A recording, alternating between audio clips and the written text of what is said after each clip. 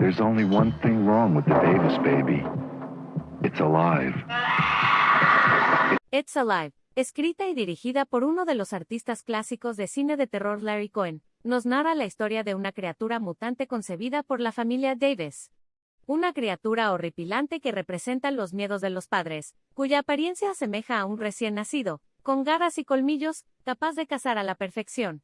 Diseñado por Rick Baker, este ser de bajo presupuesto tiene historia. Querida por la crítica pero rechazada por los productores de Warner en ese entonces, It's Alive no salió a la luz general hasta el año de 1977. Acompáñame a ver esta historia terror ficción que podría tener cualquier padre. ¡Informario! ¡No! La historia empieza en un hospital, en donde presenciamos un parto. El nuevo bebé tiene un peso de 6,5 kilos, lo cual sorprende al personal médico, y en cierta forma esto no es muy cotidiano. Algo raro ocurre, un integrante del personal médico se desvanece de repente. Al parecer fue perforado por un lado del cuello. Entramos a la sala de partos, en donde vemos a todo el personal en estado oxiso.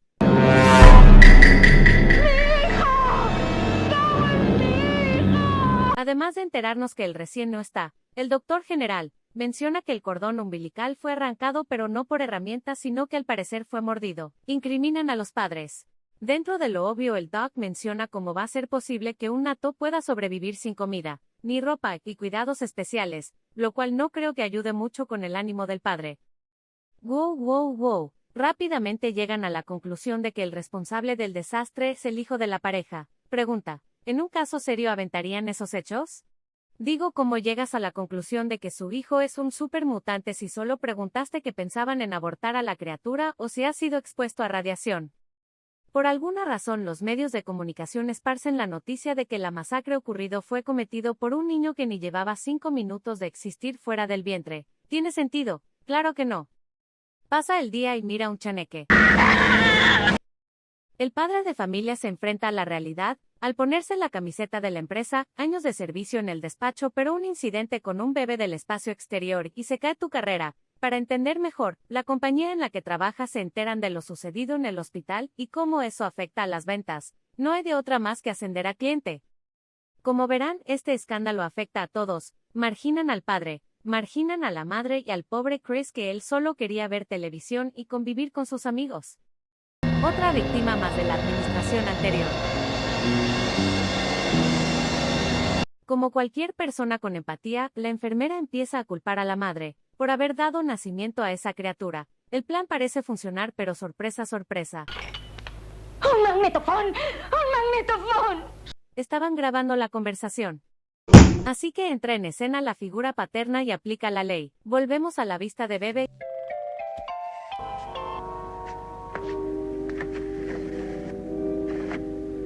Y espera que...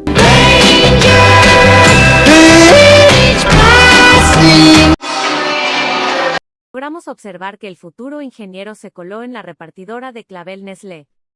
Y es lo suficientemente hábil para copiar mis cortes de escena.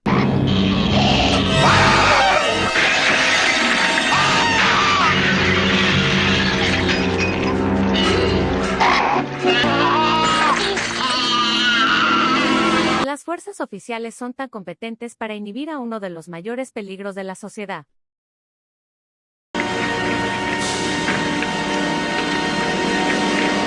Pregunta seria. ¿Esta escena sigue siendo legal? Déjalo en los comentarios, mi vida. Nos encontramos con este buen hombre de diplomacia que ofrece sus conocimientos a cambio de los permisos de la familia. Despojándose de los sentimientos, el padre accede a firmar los permisos para el uso no tan letal de su espécimen.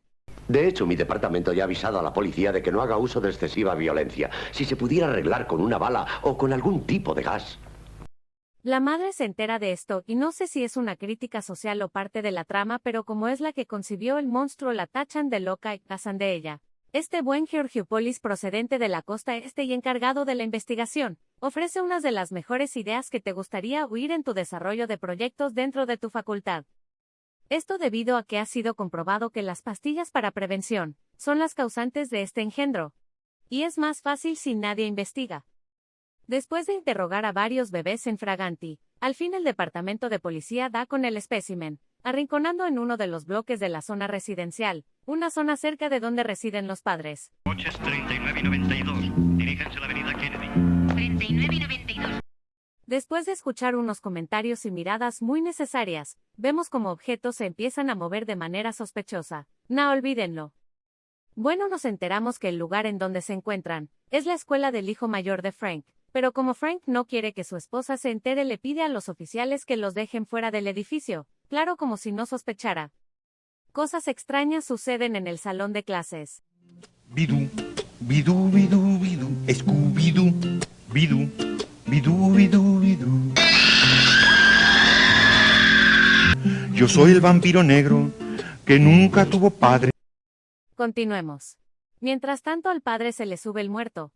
Después de tener la suficiente fuerza de voluntad para levantarse, Frank deambula por su casa, expectante y nervioso al no poder encontrar a su esposa. No olvídalo, estaba estirando las piernas.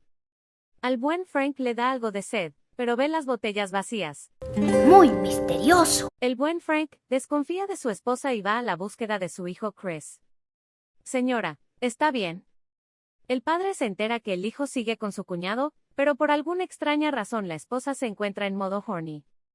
Así que para calmar el asunto, Frank decide ir por hielo. Wow, se parece a mi refri a fin de quincena. Frank inspecciona la recámara planeada para el bebé, pero se da cuenta que la cuna está caliente. Bueno, descubrimos lo obvio y es que la madre mantiene al extraño ser con vida. Así que como el hombre de la casa no hay otra opción más que ir en armas. ¿Por qué recordar la paz nunca fue opción?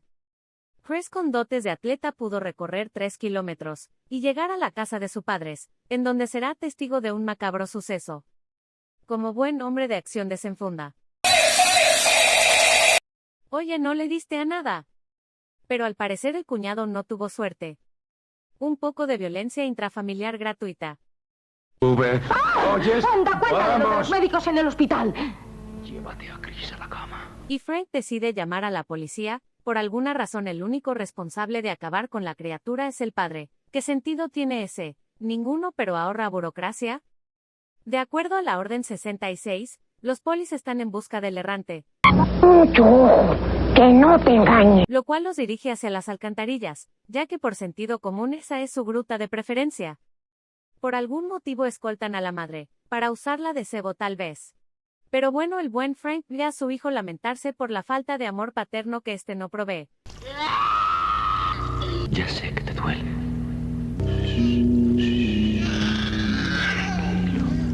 Tranquilo.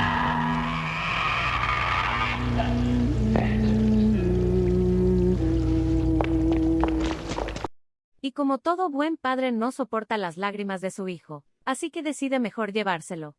Como el desagüe no es opción, decide ir a la superficie. Lamentablemente ya lo estaban esperando y como la peli está a punto de acabar en los próximos 2 minutos. ¡No disparen! ¡No disparen! ¡Alto el fuego! Me mato el bajo presupuesto.